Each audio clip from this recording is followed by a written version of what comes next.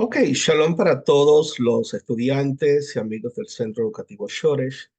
Bueno, este es un segundo video, continuación de la clase anterior eh, sobre este curso del desarrollo de y origen. Ahora, cuando hablamos del culto a Yahoo, ¿ok? Ahora, eh,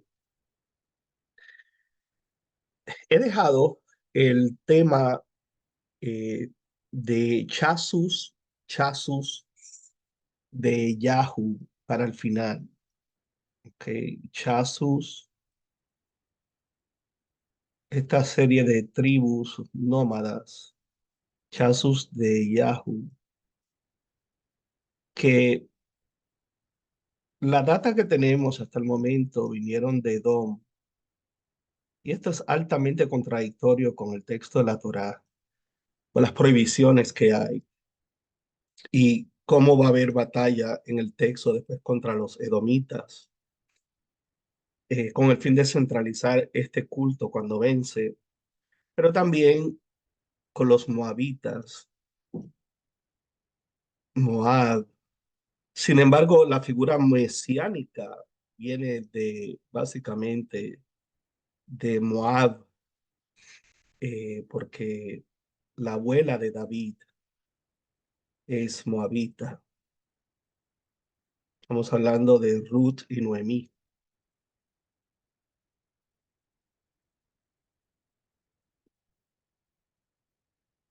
y de Boaz o Naomi. Eh, Vemos en el texto la interacción de todas estas cosas, estos factores que son muy importantes, y también este culto a Yahoo con Jethro. Jethro viene de este mismo lugar. El culto original a Yahoo está altamente relacionado con Moab, muy relacionado. ¿Ok? Y la gloria del templo eh, con Edom y los edumeos. Eh, so, Eso es una temática que voy a dejar para el final. Los chasus de Yahoo es una inscripción que no está del todo completa, pero tenemos otros elementos en la egiptología que nos ayuda a construir. Y definitivamente esta gente no eran los antiguos israelitas.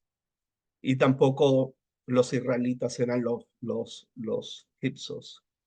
Eh, Quiere decir que hubo pueblos, aún antes de la existencia de Israel, como pueblo, la data que tenemos, donde ya este Dios, habían tribus nómadas que adoraban a este Dios, a esta deidad. ¿Ok?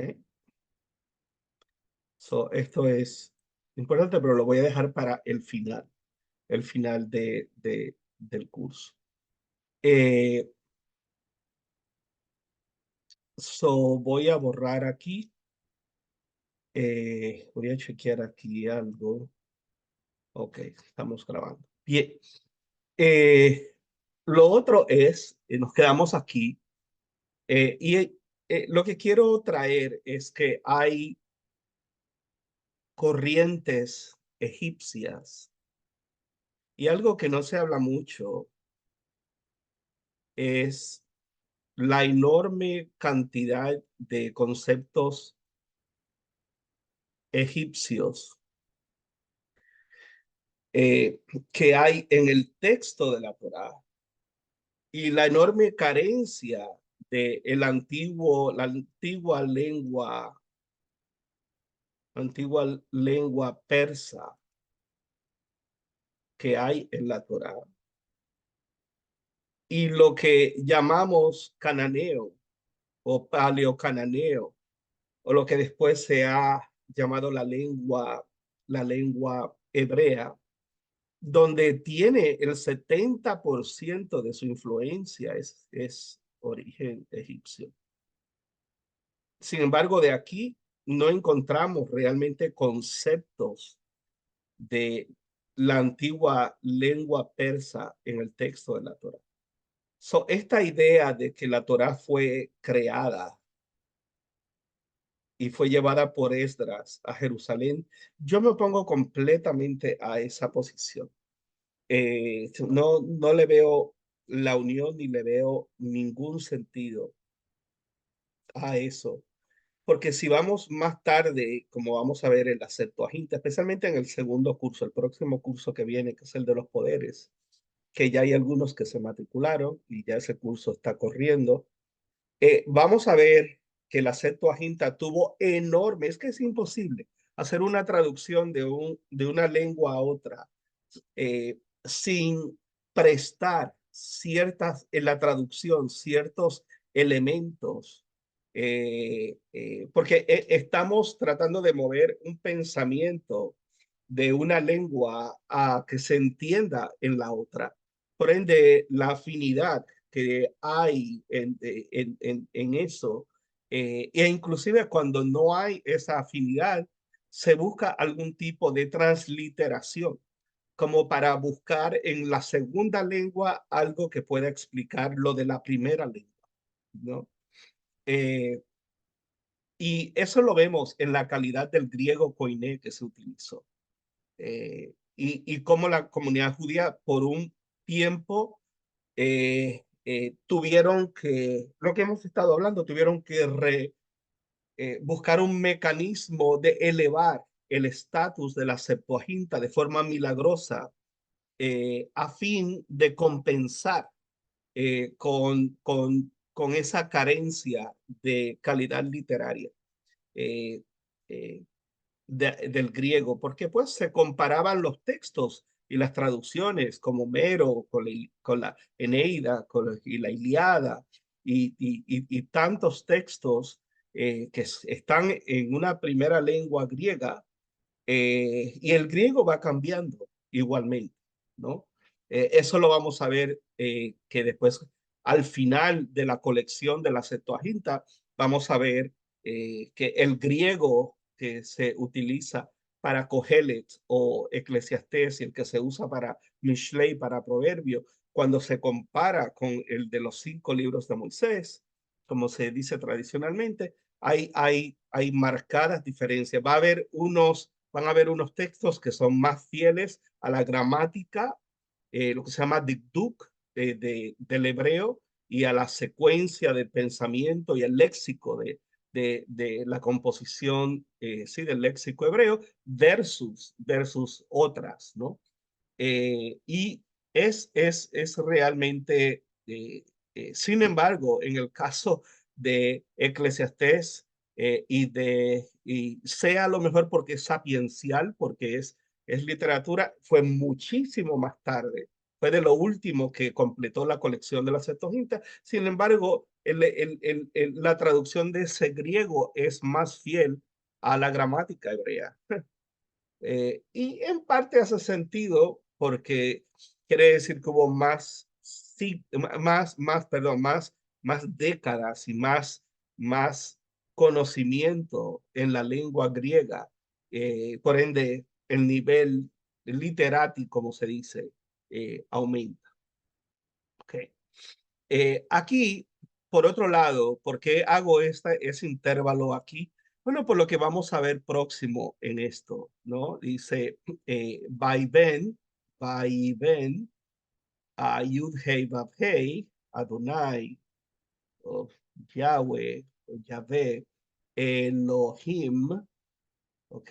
Et, que es un neutro, quiere decir que esto que viene próximo es un artículo directo. Ha, que es un artículo con un sustantivo la letra Sain y la la, Sela, y Sela es básicamente el lado, no es la costilla. Eso es una muy mala traducción. Es donde terminan las costillas, atrás, esta paleta acá, el costado, eso es lo que se refiere. Y vamos a ver, bueno, yo di un curso completo que está disponible por $20, está disponible todo un curso de sexualidad. Lo di con Carolina a la luz de eh, el sexo, a la luz del texto bíblico, ¿no? Eh, un curso muy interesante, porque inclusive tuvo un libro, nadie es realmente casi nadie, no sé si por pudor, por vergüenza, porque sí hablamos pues crudamente de la sexualidad, pero dentro de la posición de los rabinos. Y hablamos de Ibn Ezra, hablamos de Sonsino, de Isaac Abravanel, de Albo, de Rashi, de Nachmanides, del Rambam Maimónides, todos sus comentarios, porque algunos estaban a favor de que estaban divididos, ¿no? Algunos creen que la serpiente representa el pene del hombre y que, bueno, fue un curso de este mismo texto, de toda esta textualidad, pero realmente lo que dice el hebreo dice, y dejará el hombre a su padre, a su madre, y se enganchará. Pero es un lenguaje que hay un enganche del hombre hacia la mujer emocional, pero también hay un enganche del hombre entrar en la mujer, ¿no? Y hacerse uno solo. Lo cual hablamos bastante de sexualidad porque sexo e intimidad no es lo mismo, ¿no?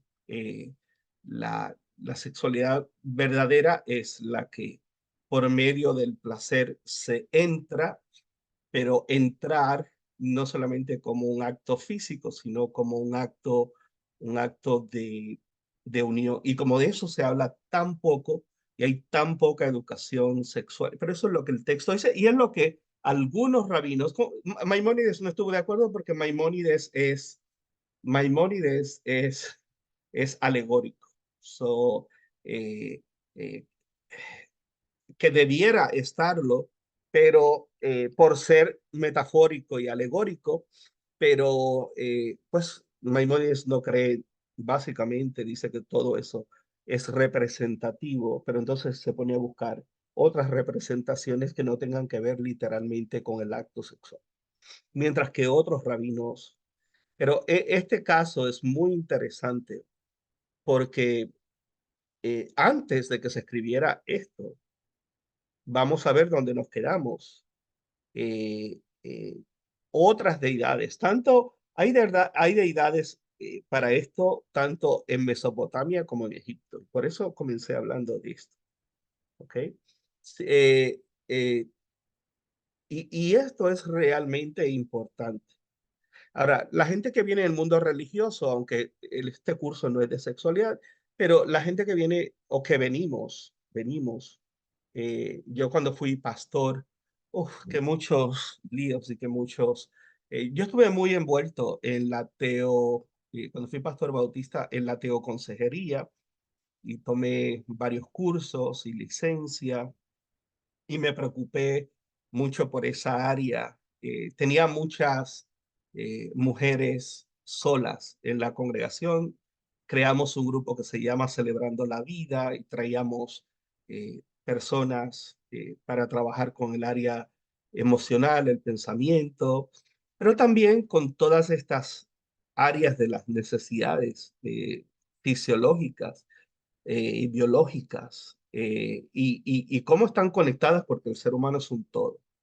Y la religión mayormente lo que ha hecho es desconectar el alma, el cuerpo, el espíritu. El cuerpo es malo. En vez de unir, lo que ha hecho es desconectar. Por ende, no visualizamos la vida, el resto, la naturaleza, lo que siento. Lo que siento es o pecaminoso o bueno.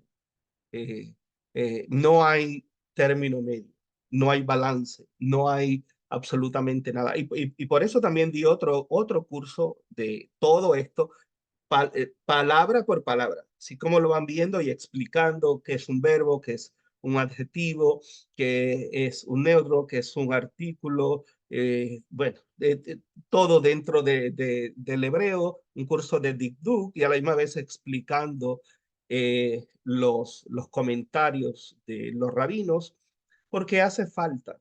Lamentablemente, hemos tenido que suspender a veces por meses el dar cursos porque la gente no le ve no le ve la importancia a eso. Sin embargo, sus matrimonios, su vida sexual, la palabra shalom no significa paz, en verdad, lo que significa es estar completo. Shalom es la raíz, shalom es la raíz. Y perdonen que estoy hablando de esto, pero es que esto es tan relevante. Shalom, de aquí sale shalom. Eh, Shin, Lamed, Mem. Y Shin significa devorar, dientes. Lamed, vara de autoridad. Y Men Sofit significa el dualismo de generaciones, pero también significa, porque tiene el valor de 40, en este caso no porque es Men Sofit, eh, pero es equivalente. Y esto es un mar, una catarata y un río y vuelve al mar, por eso significa Mayim, agua, la letra Mem, eh, pero el agua te devora y te lleva, un golpe de agua te lleva y te mata y te ahoga, o en el desierto te sustenta. ¿Okay? Que tenemos un libro de gematría explicando todo esto también. Eh, so, pero shalom significa estar completo, no significa en sí paz. Lo único es que uno tiene paz, uno tiene shalom cuando está completo. Y cuando está completo en las finanzas, en las relaciones con los hijos, eh, cuando uno está completo, estable emocionalmente, cuando hay salud, ¿no? Eso entonces puedo decir tengo paz, ¿no? Aunque la gente de la religión dice, no, porque es mi paz, porque Dios es mi paz, porque el Señor es mi paz y todo, pero sus vidas están caóticas, llenas de problemas. Y dentro de las relaciones está la sexualidad. Y este tema acá, ¿no? Vayiben Adonai Elohim et Hasela, Asher, Asher Lakach, Min Ha'adam, Leisha, Vayvieja, El Ha'adam. Ahí termino. ¿Ok? Ahora, eh, básicamente, y Dios, fashion, en otras palabras, esculpió, no en el sentido yo ser, no en el sentido de dar forma, sino de confeccionar, esa es la palabra que estaba buscando, de confeccionar, ¿no? El lado que había sido tomado del humano e hizo una mujer y la trajo al humano, ¿ok? Ahora, esto suena así, pero sin embargo, esta diosa que vamos a ver, esta diosa que vamos a ver, separaba. ¿Y por qué he dado toda esta vuelta? Porque cuando vemos los comentarios de Rashi, cuando vemos los comentarios de Soforno, estamos hablando de los grandes comentaristas antiguos, eh, Isaac Abravanel o Abarbanel, español, que muchas veces no estaba de acuerdo con el Rambam, y de Albo, y de el Ramban con N de Nachmanides. Básicamente, lo que consideran es que en el primer capítulo dice varón y hembra los creó, macho y hembra los creó, varón y hembra, pero los creó juntos, estaban pegados, estaban pegados. Y por el otro lado, por aquí estaba, uy, feito, Adán, pero por la parte de atrás estaba Java. Le voy a hacer aquí unas caderas para que sepan que es una mujer. ¿Ok? Y básicamente la idea que se está hablando aquí la vamos a ver que ya existía. Y existía tanto en la cultura mesopotamia como en la cultura egipcia, donde estaba esta deidad que separaba a ambos, pero aquí en esta área genital están pegados. Y en el curso de sexualidad, eh, eh, aquí básicamente está el miembro y aquí están los testículos y aquí está el cordón que lleva la esperma a la próstata, esta glándula que está cerca del ano, y aquí es donde está el líquido, el líquido seminal. So, recoge la excitación, los testículos suben, todo esto lo vemos en el curso, y recogen acá arriba está la vejiga. Y luego esto conecta acá y esto va a la uretra. ¿Ok?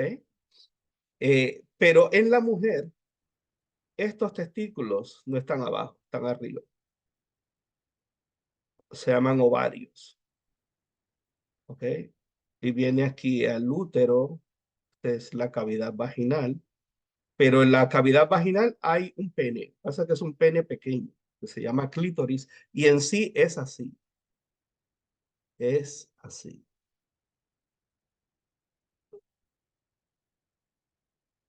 ¿Ok? La diferencia es que el hombre tiene aquí 4000 eh, puntos de placer o sensores de placer, la mujer tiene 8000. O sea, una mujer no puede tener satisfacción sexual realmente si no se estimula acá. Y por la parte de atrás, ahí, acá, toda esta área trasera que se llega por acá, entrando, esto es la vulva, pero esta es la vagina. Son cosas distintas la gente por falta de educación. Y acá, pues, lo que se llama el punto G.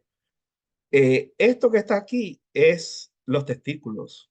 Y esto que está aquí, imagínense que crezca y es el pene. Y nuestros sabios hablan precisamente de que cuando hubo esa separación, y esto con fotos y todo está, y aún médicamente, nosotros los hombres somos primero mujer y en la semana 10 al 12 de la gestación es que se establece nuestra sexualidad y y va a decidir si vamos a tener en la pubertad un desarrollo, un balance. Ese balance termina y se codifica para la pubertad si vamos a tener exceso de estrógeno o de testosterona. La mujer también tiene testosterona, pero una mujer que tenga mucha testosterona tiene la voz gruesa. Un hombre que tenga mucho estrógeno tiene como senos, no tiene mucha masa muscular, tiene una voz más fina. Y hay personas que nacen pues con ambos, que es una mujer que tiene un clítoris, que tiene una vagina, pero el clítoris que también tiene un prepucio. La mujer para encontrar su clítoris tiene que empujarlo hacia atrás y sale la cabecita, el glande. Pero hay mujeres que tienen un pene y bastante, 1, 2 pulgadas, ¿no? Y pues se le da otra clasificación. ¿Qué sucedió ahí? Que en esta semana hubo un problema y la persona básicamente tiene las dos sexualidades, ¿no? No completamente desarrollada, pero tiene. Y hay montones de personas así. Eh, so, so, el judaísmo trabaja con esta temática. En el cristianismo nunca yo escuché ni vi, ni, no, porque eso es tabú, porque, uy, no, y la gente se pone toda como esta camisa roja. Ahora, todo esto se toca en ese curso, pero esto es sumamente relevante porque eh, Leisha para la mujer, eh, eh, eh, la mujer fue pues dada al hombre, ¿no? Ahora, esto eh, lo que significa es que fueron separados y que estaban unidos, estaban juntos. Cuando el hombre deja a su padre y a su madre, lo que hace es que vuelve de nuevo y se engancha. Hubo esa separación donde el clítoris y el pene del hombre básicamente eran lo mismo. Y aún biológicamente, esto es interesante porque los egipcios y en Mesopotamia y luego entonces en la Torá se sabía esto, que la ciencia hoy pues lo sabe y lo explica, ¿no? Eh, y es un tema fascinante. Ahora, cuando vamos al desarrollo de, y por eso estos cultos y estas transformaciones eran altamente sexuales y eran cultos de fertilidad. Eh, aquí tenemos a Nin y a Ti, a Nin y a Ti, ¿ok? Eh, so, una especie de Java.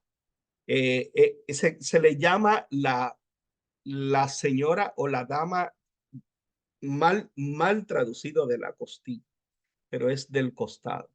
Y es la que separaba, estaban así unidos y sexualmente estaban unidos sus órganos y de momentos son separados.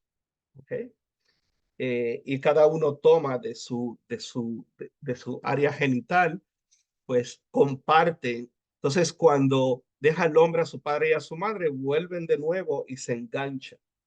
Y es como un permiso que da el texto para que socialmente el hombre y la mujer vuelvan al estado que originalmente, con el que fueron creados.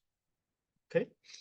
Eh, pero eso está muy explicado en ese curso. Ahora, so, vimos ya el caso de Hum y de Anukis y de Satis, donde ya vemos dos elementos que son vitales para el texto de la Torá, en el relato de Génesis 1, 2 y 3, eh, pero que preexistían ya en lo mesopotámico y en lo egipcio.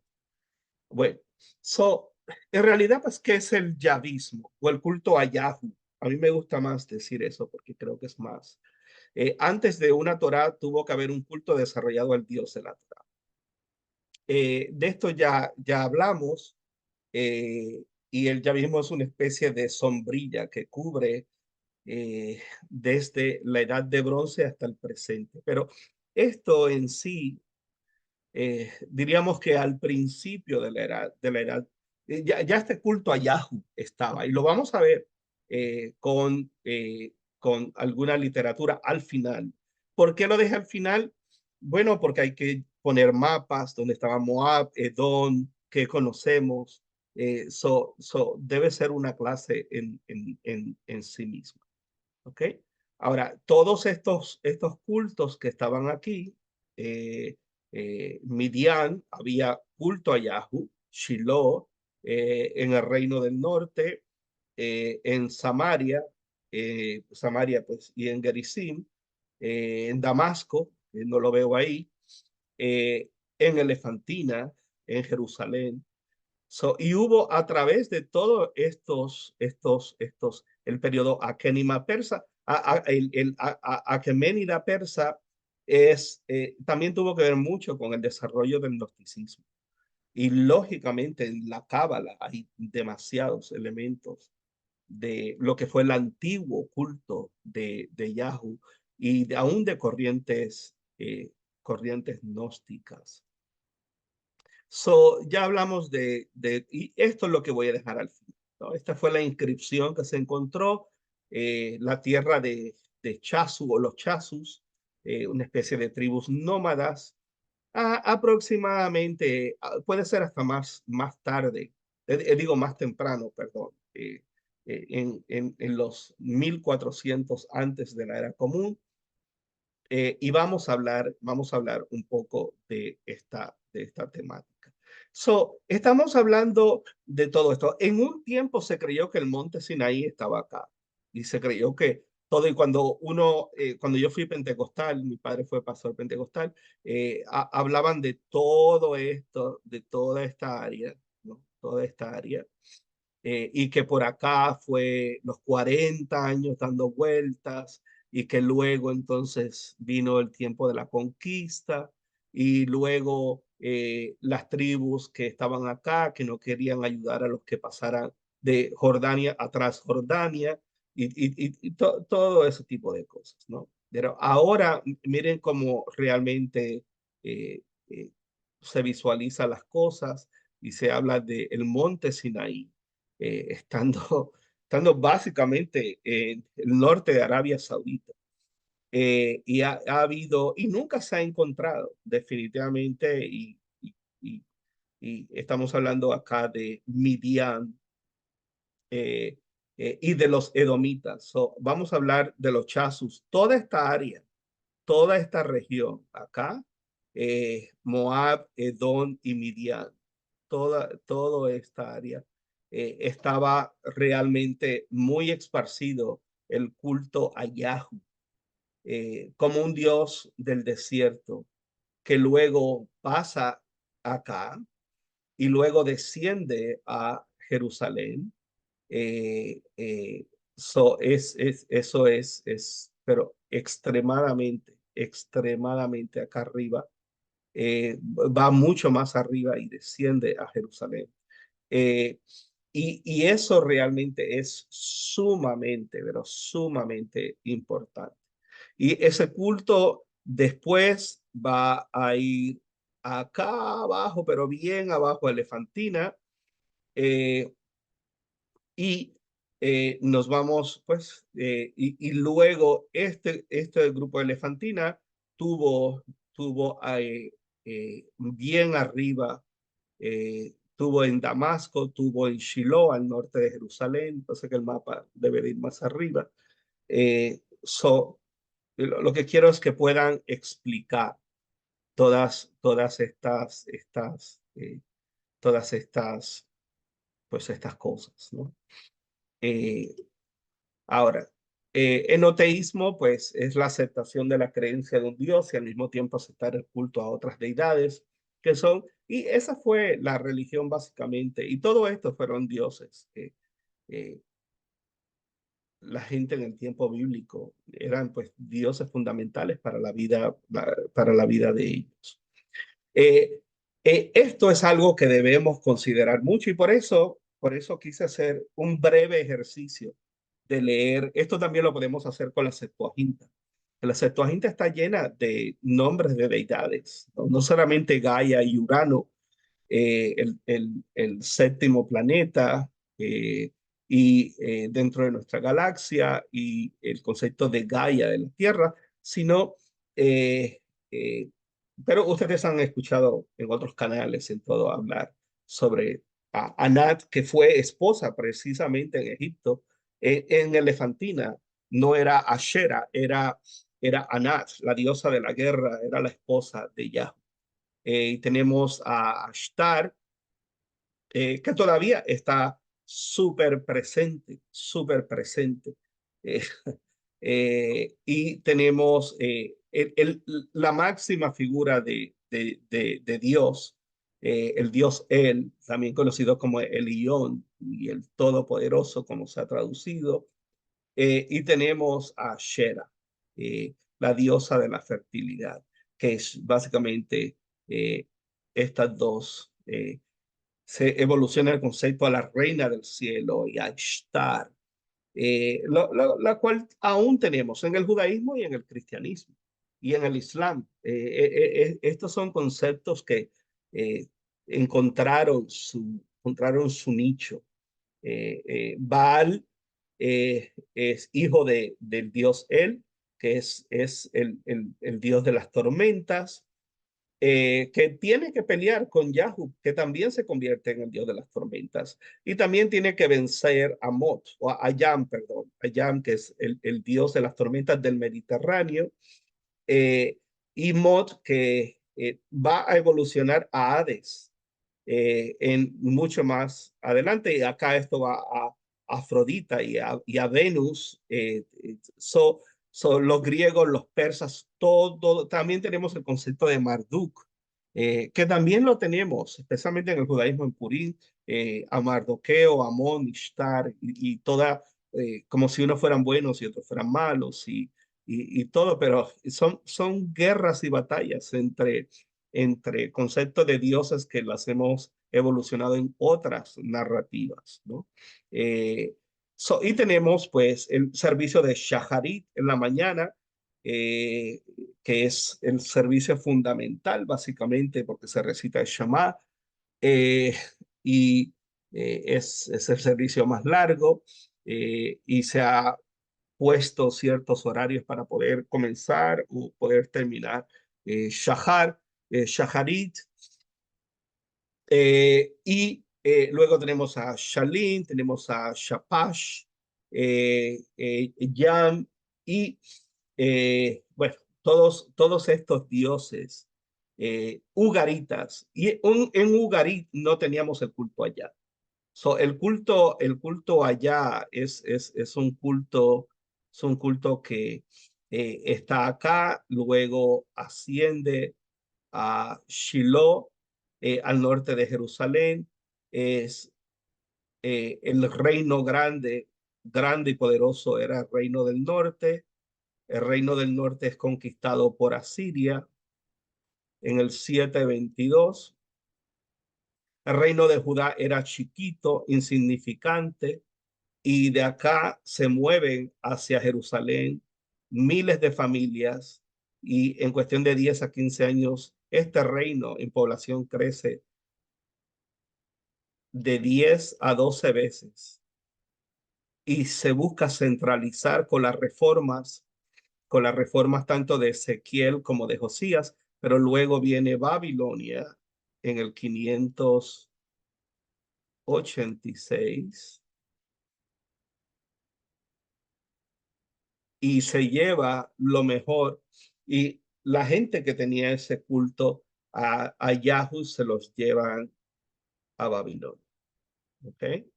Pero Babilonia, entre esto y esto, aquí, unos años después de Babilonia, se reveló Babilonia en ese momento todavía estaba débil, estaba comenzando el imperio neobabilónico, y resulta que Asiria trajo acá que se mezclaran a Samaria lo mejor de las castas de Babilonia. Y ellos trajeron los relatos mesopotámicos y esto ayudó al Pentateuco samaritano.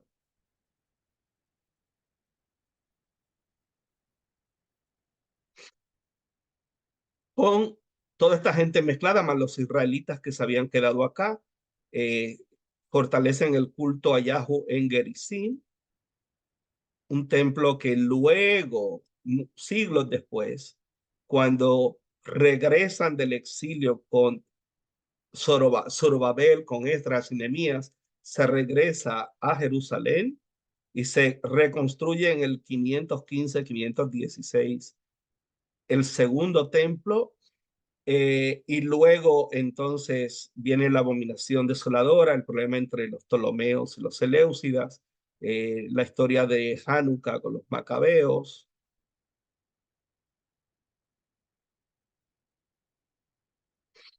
y Hircano destruye este templo,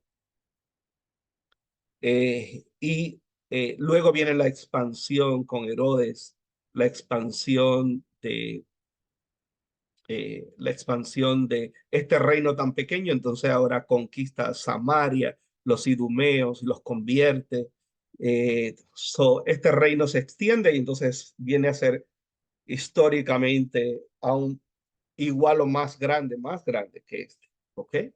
Pero no con autonomía. porque lo que tuvo fueron 100 años aproximadamente y de guerra civil, porque hubo asesinatos de saduceos asesinando a fariseos y todo un caos. Todo al estilo talibán, al estilo suní y shia. Esto no hay ninguna diferencia. ¿Okay? Se habla mucho de los musulmanes, pero la historia que vemos es básicamente muy similar. Es un área de guerra, es un área, bueno. Eh, so, básicamente ahí les estoy dando, todo esto lo tocamos, el, eh, todo esto lo tocamos, y cómo eh, Yahoo vence al dios Mot y el dios Yam, el dios de la muerte, el dios del abismo, el dios de los mares, eh, refiriéndose al mar Mediterráneo, ¿no? Y esto pues es algo, como ya dije, que evoluciona a Venus, a Afrodita, eh, y algo que también vamos a tocar un poco más, que es el culto a la reina del cielo. Hablamos de la importancia de la primera, el 14 de Nisan es la primera luna llena. No es la luna nueva, la luna llena y lo que eso representaba para la renovación de la vida, las cosechas. No estoy hablando de Rosh Hodesh, estoy hablando de eh, lo que para el concepto de la sobrevivencia. Los dioses estaban ligados a lo agrícola. La agricultura estaba ligada a la fertilidad, las orgías, la prostitución en el templo. No es cuestión solamente de los griegos y los romanos, también todo esto fue practicado. Es un concepto regional. Son las inscripciones del siglo IX, antes de la era común, en Kuntelet, Ahud, vemos ídolos de adoración a Yahoo junto con la diosa Asherah. ¿Ok? Esto es acá. ¿Qué es esto? Básicamente, Gaza, esta es la frontera con Egipto, lo que se llama la península del Sinaí, que corta así. Aquí hay un aeropuerto internacional, voy a hacer un avión, mal hecho, pero... Y hay otro en Tel Aviv. ¿Okay? Esto es un aeropuerto internacional. Esta es la puntita abajo. Este es el final de Israel.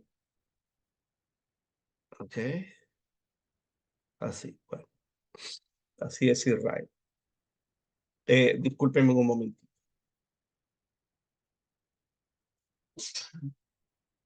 He estado un poquito resfriado.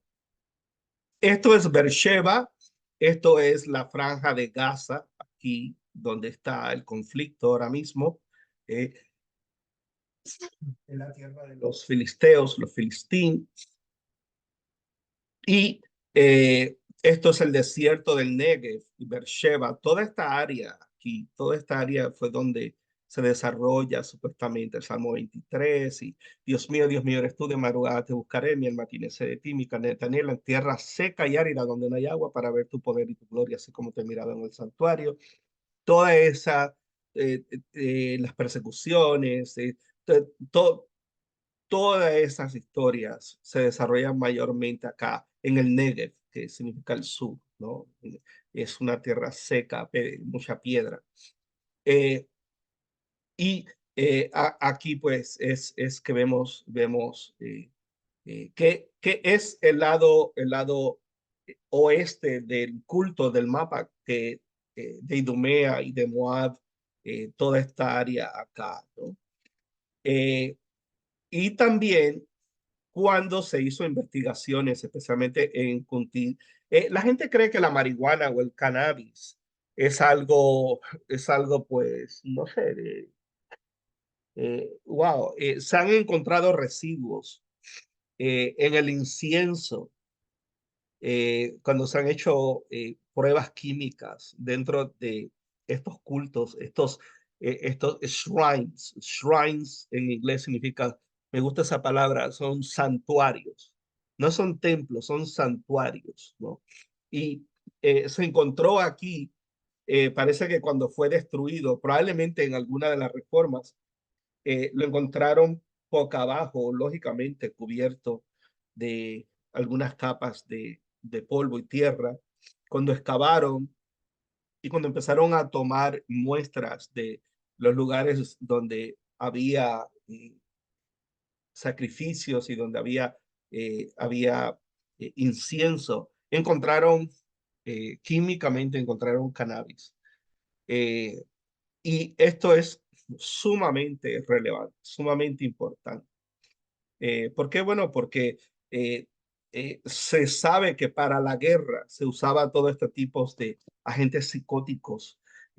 No era fácil, no era guerra como la de ahora, a distancia, disparándose, era cuerpo a cuerpo. Realmente había que tener la adrenalina muy elevada. Y eso es una temática que a veces se ignora o a veces no se le da la importancia. Ese mismo estado de distintas drogas que se han encontrado, bueno, psicóticos, ¿no? Drogas les permitía a las personas tener ciertas experiencias que, pues, sin saber básicamente, ¿no? Creyendo que son eh, experiencias divinas y sobrenaturales y en sí pudieran ser fácilmente el producto de la mente bajo el efecto de estas sustancias eh, pues psicóticas. So, aquí volvemos al culto de la sexualidad. Miren acá los testículos, el pene. Vemos acá lo mismo. Este es el dios El, que era representado eh, de esta forma. Right? Estos son los cuernos, este es el ojo, este es el cuerpo. Si le hacemos un rabito y cuatro patas, pues ahí lo tenemos, ¿no? Por eso la letra A o alfa, esto fue evolucionando y esta es la letra que sigue teniendo las patas y los dos cuernos. La letra es lo que se llama Ashuri, eh, Katov Ashuri, eh, el, la letra cuadrada, pero es la misma representación. ¿Ok? Eh, Sin embargo, está ligada a los genitales, está ligada a la fertilidad. Y la fertilidad, inclusive Ashera era representada era representada con esta silueta, con senos exageradamente grandes y a veces tocándose los senos, ¿no? Como símbolo de nutrición, de fertilidad. Esto es increíble que una tierra tan seca, tan árida, sin embargo, la fertilidad agrícola estaba ligada, pero profundamente estaba ligada hacia también la parte eh, sí, sexual, ¿no? Así que eso es altamente, era una sociedad y un pensamiento teológico, bueno, no teológico, sino una eh, teogonía era una visión de los conceptos de los dioses, pero fundamentada en la autopercepción biológica como un elemento de continuidad y de culto, que el sexo era parte, también se han encontrado algo que se llama misbeach. Misbeach es la palabra para altares. se han encontrado en Canaán estas plataformas grandes y altas así, creadas con Masebot, como con piedras, rocas, así, ¿no? Claro, muy deformes porque no son bloques, con piedras, eh, donde encima de eso hombres y mujeres se ponían a, a tener orgías. Y lógicamente en el judaísmo va a haber, en el curso de sexualidad se habla mucho de esto, porque al hombre los rabinos mayormente le prohíben expulsar el semen en la tierra, eh, y masturbarse, mientras la masturbación en la mujer. E inclusive las relaciones de mujer y mujer se ve como un acto indecente, pero no como un acto pecaminoso. Pero sin embargo, en el hombre, el tema de la semilla, el tema, todo esto viene y se discute en ese curso porque todo esto es una escuela de pensamiento que luego se va a unir al misticismo que vamos a ver en el próximo curso, y donde hay textos que prohíben la relación sexual entre tres, desde el punto de vista de energías, de la energía y de lo que eso representa, al punto que todo ese misticismo se va a desarrollar en la Cábala. Hay textos como El Guardián, por ejemplo, lo estoy traduciendo al español, donde habla de que se forman shedim y espíritus, y cuando el hombre derrama el semen, y todo es porque eh, puede tener una relación indecente, y eso es lo irónico de todo esto, ¿no? Que un hombre inclusive en España, se van a sorprender, pero yo hablé de esto en el curso, en España hubo un grave problema que los cristianos fueron los que pusieron ciertos límites a, a algunos judíos, especialmente los judíos de Yemen hoy en Israel, eh, buscan que se regrese a la norma que se acepta en Israel, lo cual es ilegal. En Israel, el tener más de un esposo, ¿no? En España hubo esa idea por un periodo de tiempo de que un novio podía penetrar analmente a la novia, eh, y seguía siendo virgen, que hasta que esa mujer no recibiera semen dentro de su vagina, era virgen. Y es para que veamos el desarrollo en la mentalidad de estos cultos.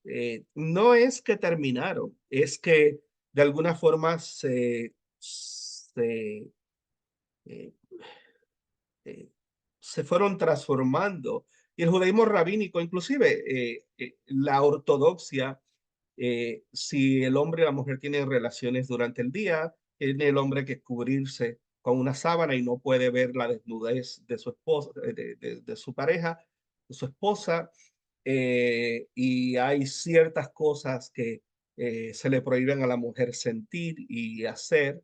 El Islam y el judaísmo no están tan lejos de uno de los otros, y la mujer queda muy mal parada. La mujer queda como el recipiente, precisamente por la idea de algunos comentaristas de que la mujer está diseñada como un receptor, y el hombre es el que pone la semilla. ¿Mm?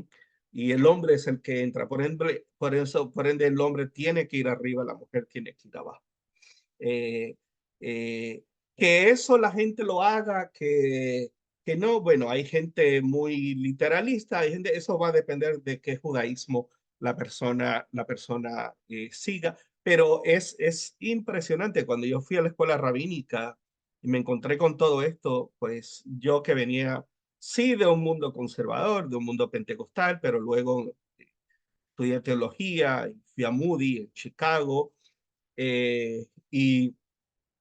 y uno pues tiene otra visión, ¿no? Y además el tema de la sexualidad no es un tema que se habla realmente en el mundo evangélico. fuera de las expectativas rapiditas y tradicionales. Yo recuerdo que cuando le hablaba de estas cosas a las parejas que iba a casar, oh my goodness, eso era, se ponían rojos y a veces no podía, tenía que asignarles pues tareas y porque no querían ni discutirlas. Y es la idea de que el pastor, y eso es muy bochornoso, pero lamentablemente van sin conocimiento al matrimonio en esa área que es tan importante. Ahora, dentro de la cultura semítica y la cultura musulmana, todas estas cosas tienen un énfasis aún hoy muy fuerte y por ende unas prohibiciones muy fuertes, ¿no? Eh, eh, y por tal razón, en medio de la ortodoxia, a veces hay matrimonios con parejitas de 16, 17 años. Todo, todo por esa urgencia y ese énfasis que hay hacia la reproducción, hacia Pru y Rubú, multiplicados y fructificados, y ese mandamiento, y que es terrible no tener hijos eh, eh, hijos biológicos y que de alguna forma si no se tienen hay que entonces buscar de alguna forma eh, el adoptar, pero hay un sobreénfasis enorme y de divorciarse, aunque se amen de la mujer que no puede producir, que por algún, y a veces es el hombre, se ha cometido muchísimas injusticias en el judaísmo ortodoxo por todas estas cosas. E inclusive cuando yo me divorcié, oh my goodness, la comunidad, aún siendo conservadora, pues era la presión de que no, y te buscaban una pareja, porque, pues porque eso no puede ser. E inclusive en Israel, en algunos, unas minorías, pero en algunos círculos hay hasta prostíbulos especializados para jóvenes que estudian y no se pueden concentrar, los envían ahí y hay esa idea terrible de que si es una chitza o es una mujer prostituta rusas, que las tienen para eso nada más. Y para servir solamente con ciertas leyes de limpieza y todo para que los muchachos pues penetren, tengan un orgasmo y luego estén livianos y se puedan concentrar. Todo porque no se pueden masturbar, ¿no? Porque si se masturban, ahora estos cultos están íntimamente ligados al desarrollo de Yahweh y de Yahweh.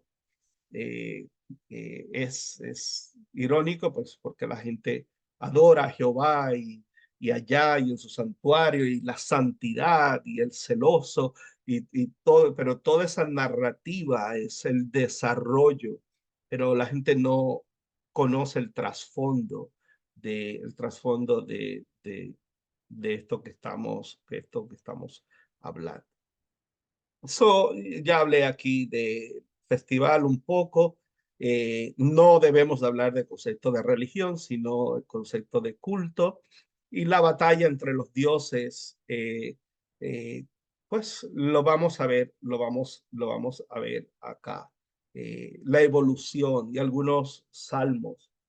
So, uno de los textos controversiales en el proceso de evolución en el cual el culto a Yahweh es incorporado es la corte celestial cananea y también en Ugarit, ¿no? Como se reconoce por los textos encontrados en Ugarit, es un pasaje antiguo encontrado en Devarim 32:9, en el que Yahweh continúa siendo considerado como subordinado al Dios. Él estaba eh, eh, y Yahweh como su hijo. Y la Septuaginta y las versiones encontradas en los rollos de Mar Muerto son las que conservan este sentido, las cuales fueron, si se pudiera decir, editadas en la versión masoreta, lo cual ahora, ¿cómo sabemos eso? Bueno, porque después se encontró los rollos del Mar Muerto, donde se presenta una visión distinta a la del texto ya mencionado con el fin de exaltar la idea de un monoteísmo o una idea monoteísta y no subordinada a Yahweh, mucho menos una versión politeísta arcaica de y parece ser que durante el periodo Yahweh era una deidad secundaria junto con Elio. Vamos a ver que de acuerdo a distintas regiones, distintos momentos, vamos a ver que unos suben, unos bajan, unos son derrotados en la mente del pueblo, otros son, bueno, inclusive Saúl, después el nombre de su primogénito fue cambiado, pero el nombre de su primogénito tuvo directamente que ver con el culto a Baal. Ahora, esto no es solamente del pueblo hebreo. Tenemos todos estos conceptos y lo vamos a discutir en un próximo video juntamente con la literatura que vamos a ver. Esto es esencial en Shabbat y es esencial en nuestro servicio de Shacharit. Y mucha gente pues lo recita, pero no lo recitan en otra mentalidad, no en lo que realmente... Eh, y vamos a hablar un poquito más de estas reformas eh, y vamos a hablar un poco de la Reina del Cielo. Y bueno, vamos a dejarlo ahí por el momento. Si tienen alguna pregunta, pues eh, con mucho gusto eh, hablamos, hablamos de esto. Nos quedamos por aquí más o menos. ¿Ok? Un abrazo para cada uno de ustedes. Estoy tratando de hacer más clases y más cortas para pues, no sobrecargarlos y que puedan digerir el material. ¿Ok? Bueno, hasta la próxima y shalom para todos. Un abrazo.